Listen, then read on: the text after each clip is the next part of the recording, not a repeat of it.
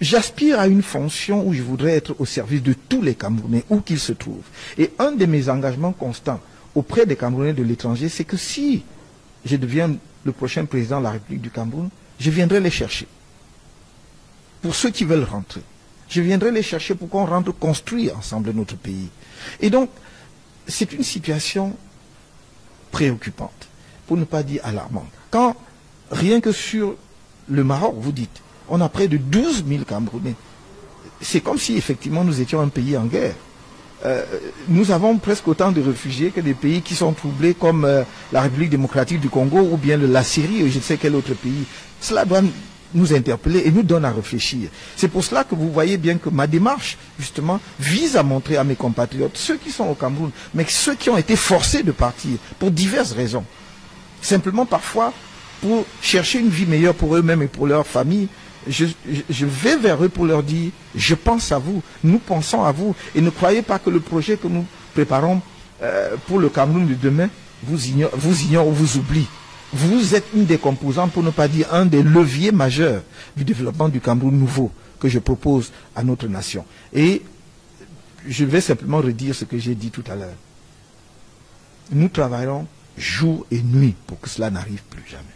Que si un Camerounais choisit de migrer, d'émigrer, c'est-à-dire d'aller à l'étranger, que ce soit un choix préparé et qu'il émigre dans de bonnes conditions, en ayant les papiers qu'il faut. Ce ne sera pas parce qu'il fuit son pays. Ce sera parce qu'il a envie d'aller voir ailleurs. Parce que nous n'allons pas non plus dire qu'il ne faut pas que les Camerounais voyagent. Non, c'est normal dans un monde global que l'on se déplace, que l'on s'installe ailleurs, mais que l'on s'installe dans de bonnes conditions, par choix raisonné, et parce qu'on remplit les conditions de l'immigration. Croyez-moi, je n'aurai pas de repos tant que je n'ai pas réglé ce problème, parce que c'est un drame humain que je ne peux pas supporter. J'ai vu des camps avec des jeunes filles. Quand vous imaginez ce par quoi elles sont passées, pour arriver, ceux qui ont pu arriver, parce qu'il y en a qui sont morts en traversant soit le désert ou en traversant la mer. Quand vous imaginez tout cela, vous ne pouvez pas dormir en paix. Et croyez-moi, c'est une de mes priorités, travailler ensemble avec mon peuple pour mettre un terme à cela. D'ailleurs, ça fait partie des choses qui portent atteinte à notre image en tant que nation. On ne peut pas nous respecter quand on voit que les Camerounais ont une seule chose en tête, fuir leur pays, partir de leur pays. Et donc nous devons effectivement travailler pour que cela cesse. Alors, par exemple, ici au Maroc, il y a des nationalités qui bénéficient d'un certain nombre de facilités. Par exemple, des pays comme la Guinée, des pays comme la Côte d'Ivoire, des pays comme le Congo, ils peuvent se permettre effectivement de venir au Maroc sans prendre de visa. Mais malheureusement pour les Camerounais, cela reste une épreuve extraordinaire. La difficulté est égale à aller chercher un visa pour aller en Europe, puis c'est pas trop aux États-Unis.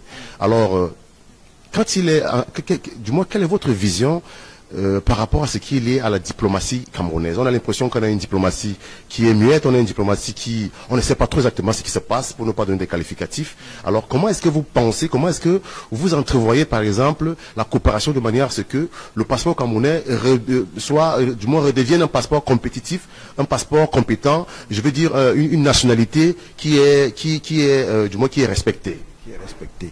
C'est bien ce que je disais tout à l'heure. Moi, je ne vais même pas limiter cela au Maroc. C'est en fait toute notre diplomatie et notre politique étrangère qu'il faut revoir pour que, comme vous l'avez dit tout à l'heure, la nationalité camerounaise, le passeport camerounais, la citoyenneté camerounaise soient respectées. Les facilités d'accès dans un pays dépendent des relations diplomatiques que ce pays a avec un autre pays. Vous savez, vous parlez de facilité d'accès au Maroc pour certaines nationalités. Il y a quelques années, il y avait des facilités d'accès pour les Camerounais, par exemple en Allemagne. Mais cela a disparu aujourd'hui. Et donc, nous devons nous poser la question, et je ne sais d'ailleurs pas si ça demeure avec le Mali, parce qu'à une époque, justement pour aller au Mali, voilà, pour le Mali, je crois peut-être que ça demeure. Donc, ça dépend de quel type de politique étrangère et surtout de diplomatie vous avez construit. Parce que en matière de diplomatie, il y a la réciprocité, il y a les intérêts des uns et des autres. Peut-être que si un pays A accorde des facilités d'accès sur son territoire aux ressortissants d'un pays B, c'est parce que la réciproque est vraie, d'une part. Et d'autre part, c'est parce que ce pays a intérêt à ce que les citoyens de ce pays-là accèdent facilement, parce que peut-être par leur comportement, ils ne constituent pas une menace à la stabilité, à la paix, à la sécurité dans ce pays.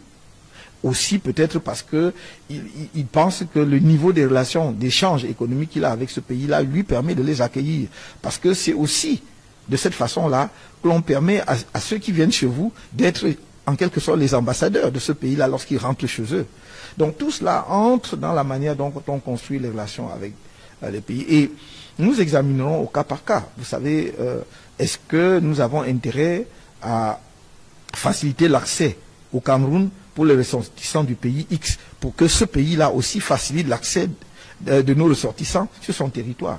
Mais par-dessus tout cela, il y a quelque chose dont vous avez parlé qui est fondamental. C'est de redonner son lustre au passeport camerounais, sa respectabilité à la citoyenneté camerounaise.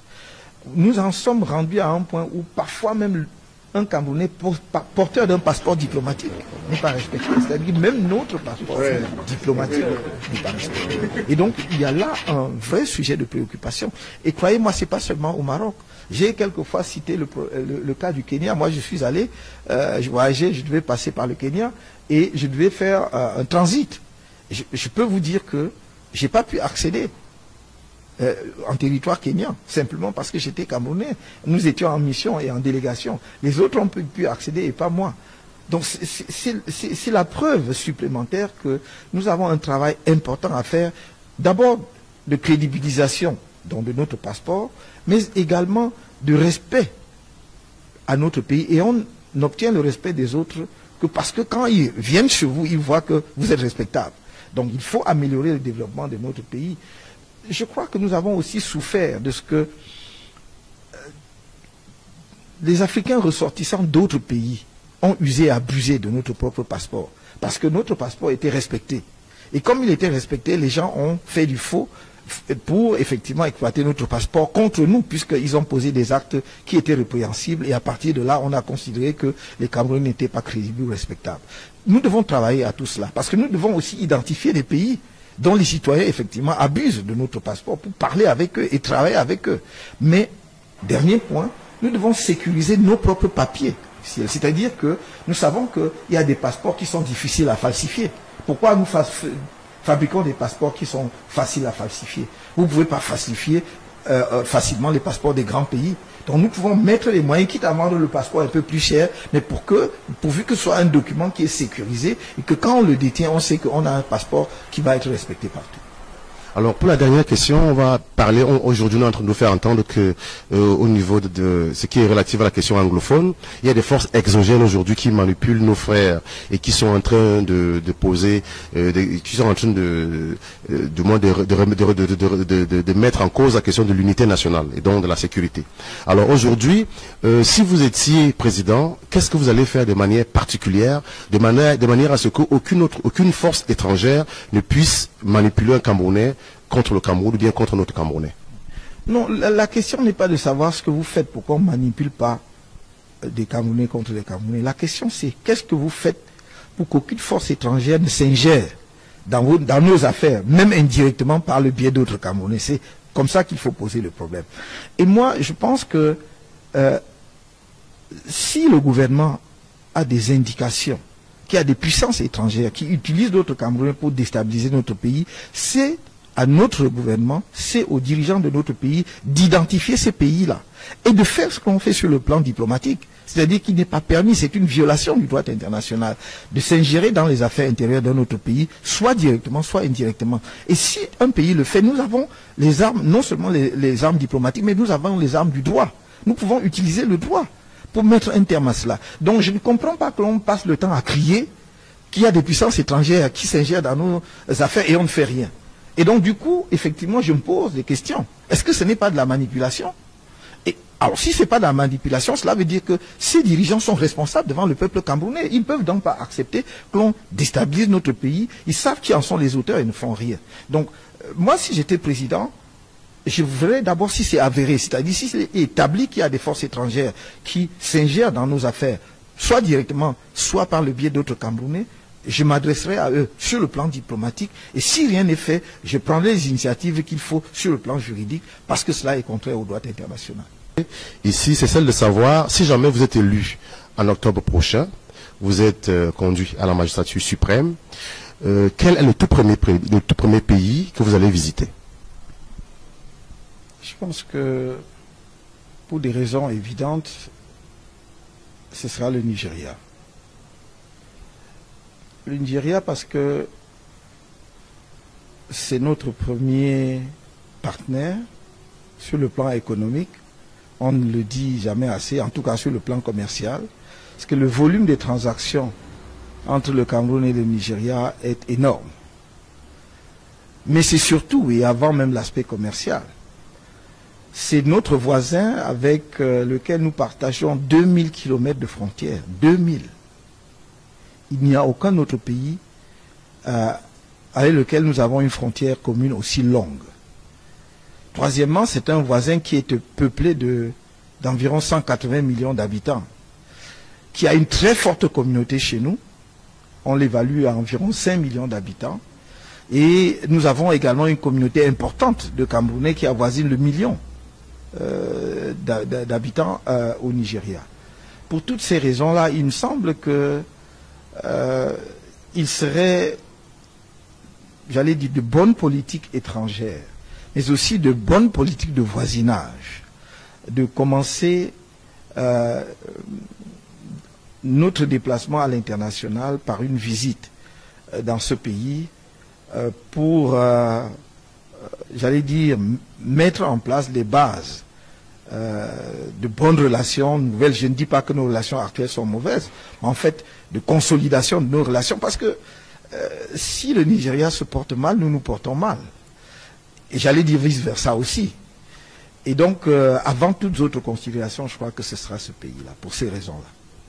Très bien. On sait, en tout cas, il se dit que le Cameroun ou bien les pays francophones font partie du précaré français.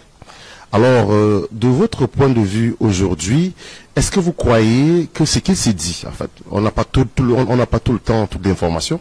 Vous avez eu l'opportunité de travailler dans le gouvernement, mais il s'est dit qu'en 1959, Ahidjo aurait signé des contrats léoniens qui contraignent le Cameroun sur 100 ans. On n'a pas toute l'information. Il s'est dit, il paraît donc que le Cameroun est géré depuis Paris. Alors, si jamais vous étiez élu aujourd'hui, si vous aviez, vous deveniez le tout premier Camerounais, celui-là qui doit nous conduire vers l'émergence, est-ce que, déjà même pour commencer, est-ce que vous êtes déjà d'accord sur ce principe que le Cameroun n'est pas tout à fait indépendant? Alors, du moins déjà votre point de vue, et puis après, si jamais c'était le cas, quelle serait votre vision et votre politique? Je comprends dans le sens de votre première question. Donc vous attendiez à ce que... vous voyez, donc sans le savoir, mais je vous ai parlé franchement. Donc, oui, j'ai entendu des propos allant dans le sens de ce que vous venez de dire. Permettez-moi d'abord de dire que tant que je n'ai pas des documents en main attestant ces accords léonins, je ne peux pas spéculer là-dessus.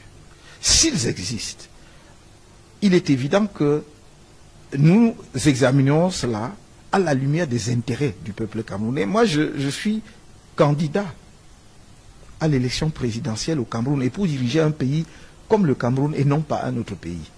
Je suis au service du peuple camerounais et mon engagement constant, c'est celui de servir mon pays. Donc je ne vois pas, il n'y a pas d'hésitation pour dire que si nous avons des conventions secrètes, des accords secrets qui ont été signés et dont nous n'avons pas connaissance, mais qui rendraient justement notre pays un pays dépendant vis-à-vis d'un autre, il faudra effectivement reconsidérer tout cela.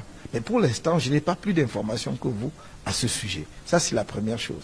La deuxième chose, c'est qu'il y a un certain nombre de pays, et pas seulement la France, avec lesquels nous avons des relations historiques. Nous n'avons pas demandé, ne serait-ce que parce que nous avons été protectorat allemand, territoire sous mandat puis sous tutelle de la France et de la Grande-Bretagne, parce qu'on oublie assez souvent, on ne parle que de la France. Et donc, avec ces pays-là, nous avons, j'allais dire, des relations historiques importantes, anciennes.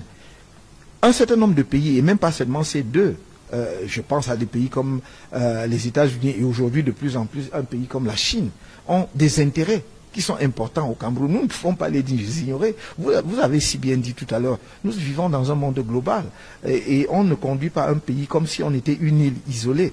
Donc nous allons devoir affronter ces relations-là et voir dans quelle mesure ces relations vont dans le sens des intérêts de notre peuple et de notre pays. Très bien. La troisième question qu'on va vous poser, c'est celle qui est relative à la coopération qui lie le Cameroun et l'Union africaine. Au départ, effectivement, le Cameroun a été pays fondateur de l'UA, mais malheureusement aujourd'hui, notre chef d'État, d'ailleurs même le président français l'a dit, que je prends la parole aujourd'hui, j'ai appelé le président camerounais parce que je savais qu'il ne viendra pas à Nouakchott. Alors donc, la question que je vais poser aujourd'hui, c'est si jamais vous êtes président aujourd'hui, est-ce que vous allez reconsidérer, du moins, quelle sera la politique que vous allez entretenir? Parce qu'il est clair aujourd'hui qu'il serait difficile à un pays africain de se développer sans que nous travaillions ensemble. Non, mais c'est évident, et c'est également important de relever cela. C'est évident qu'un nouveau dirigeant camerounais qui veut moderniser le pays, faire rayonner le Cameroun, ne peut que se fixer comme priorité de reprendre la place et le rôle important que nous avons joué naguère au sein de l'Organisation de l'Unité africaine. Comme vous l'avez dit, nous sommes un des membres fondateurs de cette organisation. Notre pays a une influence considérable pendant de longues années, pendant plusieurs décennies, au sein de cette organisation. Et il ne vous a pas échappé que nous sommes le seul pays à avoir eu 2 secrétaires généraux successifs de l'OUA. C'était en raison du rayonnement et du respect qu'inspirait à la fois notre chef d'État et notre pays, en raison justement de l'importance de son développement économique. Nous avons perdu ces positions, nous devons les récupérer, en tout cas nous les retrouver très rapidement pour que notre pays puisse avoir déjà au niveau du continent africain le rayonnement qu'il avait hier. Et notre bilinguisme nous aide à cet égard. Vous savez que si nous avons eu 2 secrétaires généraux successifs, c'est grâce au bilinguisme. Le premier était un anglophone, et le deuxième un francophone. Et parce que très souvent il y avait des querelles entre les anglophones et les francophones au sein de l'Afrique. Généralement c'est le Cameroun qui arbitrait parce que on savait que le Cameroun pratique les deux et qu'il pouvait effectivement, les 2 langues je vais dire, et qu'il pouvait effectivement être le trait d'union. Donc pour moi c'est une des priorités absolues, c'est d'être auprès de mes pairs africains si je suis élu président de la République naturellement, parce que c'est également à ces sommets-là que les chefs d'État se concertent pour prendre des positions sur un certain nombre de problèmes de l'Afrique d'abord et du monde ensuite. Nous ne pouvons pas nous permettre d'être absents de ce forum. Très bien. Voilà. Nous, par exemple, nous sommes au Maroc. Et au Maroc, il y a un certain nombre de chiffres. Il y a par exemple des organismes comme Caritas, des organismes humanitaires, qui sont en train de chiffrer à près de 12 000 migrants, des Camerounais, d'origine camerounaise, qui sont allés demander, en situation de précarité avancée, qui sont allés demander de l'aide, du soutien. Ce qui veut dire qu'on a l'impression qu'au Cameroun, il y a une guerre. Il y a une guerre qui ne dit pas son nom. C'est pas celle d'aujourd'hui. On parle d'une dizaine d'années. Alors, ce qui veut dire qu'il y a un problème au Cameroun. Et ce problème-là, comment est-ce que vous entendez l'endiguer? Parce que les jeunes Camerounais sortent de ce pays, on aurait dit qu'ils avaient le feu aux trousses. Vous touchez là un problème très sensible, humainement parlant, très pénible. Je me suis moi-même rendu en Grèce récemment, à Athènes d'abord, puis à l'île de Lesbos, qui est une île grecque sur la mer Égée, où les migrants arrivent par la Turquie, d'Izmir. Et certains ont cru que les migrants camerounais ne passaient pas par la Turquie. C'est faux, puisque le camp de Moria, sur l'île de Lesbos, est l'un des camps des migrants, des réfugiés et des migrants les plus importants. Mais c'est également, j'allais dire, un camp prison. Parce que quand vous voyez la situation de nos compatriotes qui sont là, je suis allé à leur rencontre pour leur apporter ma compassion et mon réconfort. Je n'étais pas invité. J'ai payé mon billet d'avion pour aller toucher leur réalité du doigt. Parce que j'aspire à une fonction où je voudrais être au service de tous les Camerounais, où qu'ils se trouvent. Et un de mes engagements constants auprès des Camerounais de l'étranger, c'est que si je deviens le prochain président de la République du Cameroun, je viendrai les chercher. Pour ceux qui veulent rentrer. Je viendrai les chercher pour qu'on rentre construire ensemble notre pays. Et donc, c'est une situation préoccupante, pour ne pas dire alarmante. Quand, rien que sur le Maroc, vous dites, On a près de 12 000 Camerounais. C'est comme si effectivement nous étions un pays en guerre. Nous avons presque autant de réfugiés que des pays qui sont troublés comme la République démocratique du Congo ou bien la Syrie ou je ne sais quel autre pays. Cela doit nous interpeller et nous donne à réfléchir. C'est pour